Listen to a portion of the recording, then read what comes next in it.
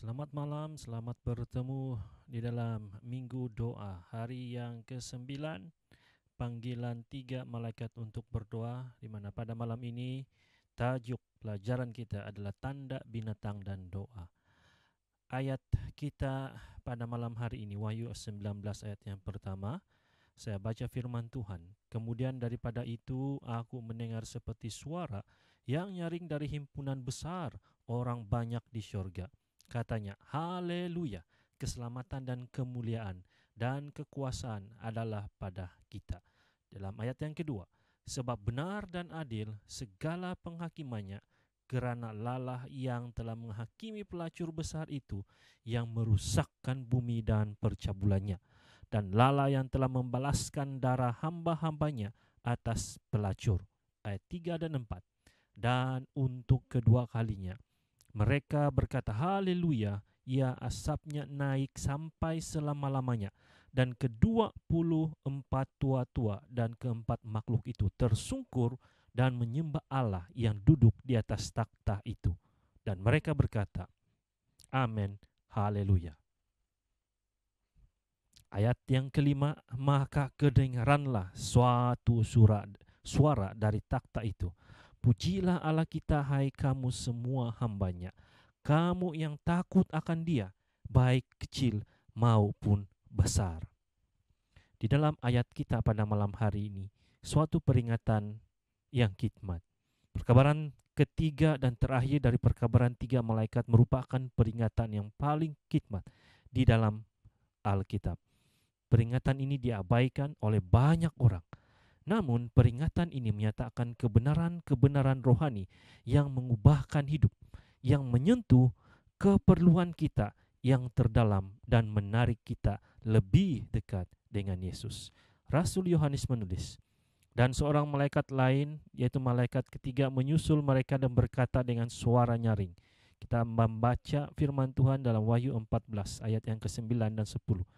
Jikalau seorang menyembah binatang dan patungnya itu dan menerima tanda pada dahinya atau pada tangannya, maka ia akan minum dari anggur murka Allah yang disediakan tanpa campuran dalam cawan murkanya, dan ia akan disiksa dengan api dan belerang di depan mata malaikat-malaikat kudus dan di depan mata anak domba.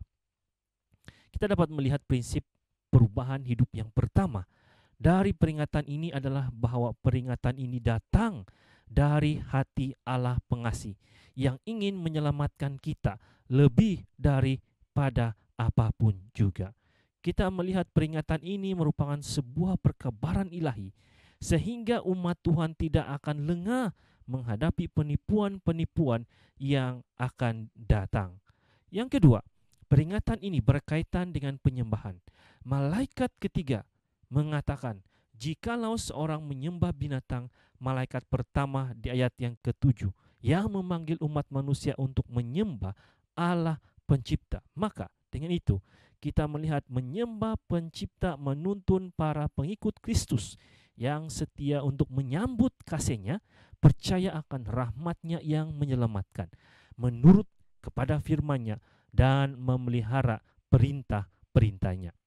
Kita dapat melihat juga menyembah binatang menuntun manusia untuk memiliki hidup yang berpusat pada diri sendiri, terpisah dari Tuhan dalam pelanggaran terhadap perintah-perintah-Nya. Hal ini berfokus pada diri sendiri, gantinya kepada Yesus. Apakah binatang yang terdapat di dalam diri kita? Kita melihat perkabaran malaikat ketiga sedang berbicara tentang suatu waktu di masa yang akan datang. Dan ketika gereja atau negara akan bersatu di dalam satu kekuasaan kepausan yang memaksakan penyembahan pada hari pertama dalam setiap minggu, maka perkabaran terakhir dari 3 malaikat adalah sebuah panggilan untuk Anda dan saya berdoa dengan bersungguh-sungguh dan dengan sepenuh hati. Apabila prinsip antikristus adalah satu keangkuhan, gantinya merendahkan diri, meninggikan diri, gantinya mengorbankan diri sendiri untuk kebaikan orang lain, dan percaya kepada hikmat manusia, gantinya pada inspirasi ilahi dari kitab suci, telah mendarah daging dalam sifat alami kita sebagai manusia yang telah jatuh ke dalam dosa. Oleh itu, apakah solusi terhadap prinsip binatang yang ada dalam diri kita? Hanya ada satu jawaban, hanya ada satu solusi, yaitu Yesus melalui rahmat-Nya, kuasa-Nya, kasih-Nya memenuhi hati dan hidup kita. Kecuali komitmen kita kepadanya bertambah kuat dibandingkan penarikan dunia, maka prinsip-prinsip binatang akan mendominasi kita, dan suatu hari kelak kita akan menerima tanda binatang. Ini adalah peringatan terhadap tanda binatang dalam perkabaran malaikat ketiga, selayaknya membuat kita berlutut untuk tunduk kepada Kristus, dan kita tunduk dengan rendah hati. Kita memohon Roh-Nya membasuh kita seluruhnya dari dalam diri kita dan mengerjakan mukjizat rahmat ilahi di dalam hati kita masing-masing. Peringatan ini juga seharusnya sudah menuntun kita untuk berdoa bersama keluarga, teman kita, tetangga kita, agar mereka pun dapat membuka hati mereka kepada perkabaran keselamatan dari Kristus di saat-saat atau hari-hari terakhir ini. Perkabaran ini seharusnya memotivasi kita untuk memandang ke depan pada hari di saat kita akan bersukacita bersama dengan Kristus di sekeliling takhta-Nya untuk selama-lamanya. Wahyu pasal yang ke-19 ayat yang ke-5. Kiranya firman Tuhan menjadi bagian berkat untuk kita pada malam hari ini. Tuhan memberkati.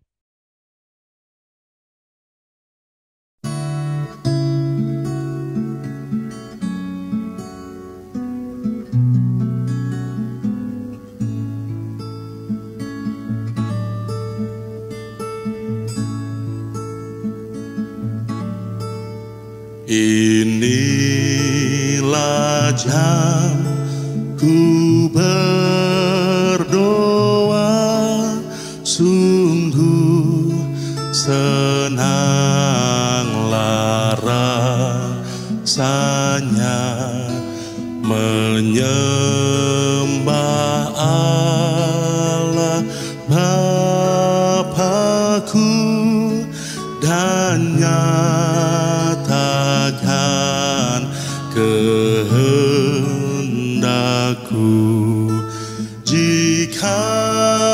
datang kesusahan dan berbagai pencobaan, senanglah selalu jiwaku pada waktu ku berdoa.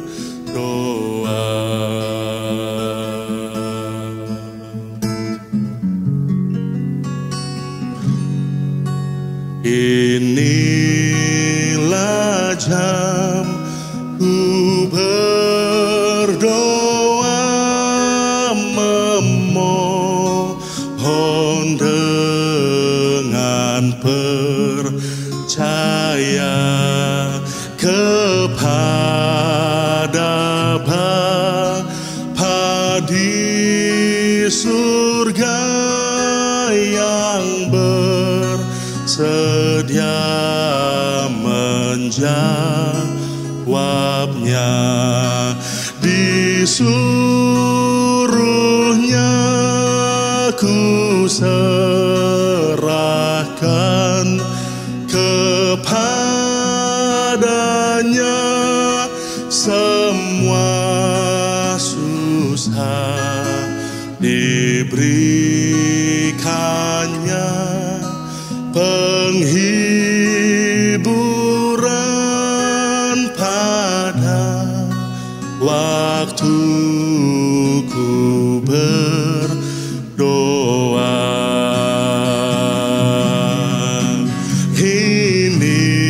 Inilah jam ku berdoa untuk mendapat kekuatan sehingga di bukit Pisgah ku pandang ke negeri Tuhan. Dan bila ku tinggalkan dunia dan pergumulan, bersama Tuhan di surga ku takkan lagi berdoa. Senanglah selalu jiwaku pada waktu ku berdoa.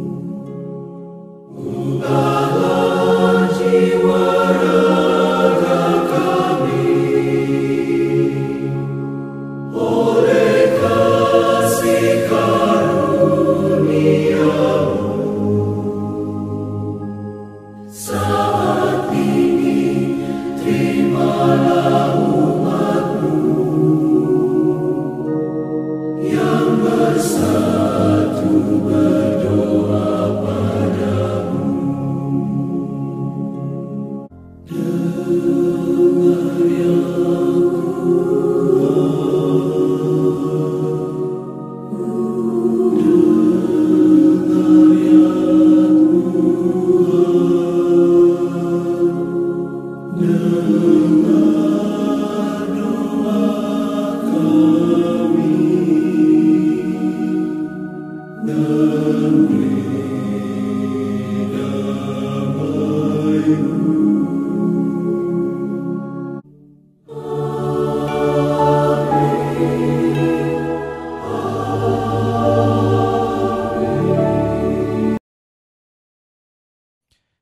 kita bersatu di dalam doa.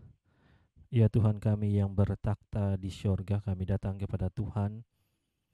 Selama 9 hari kami menyeru doa 3 malaikat.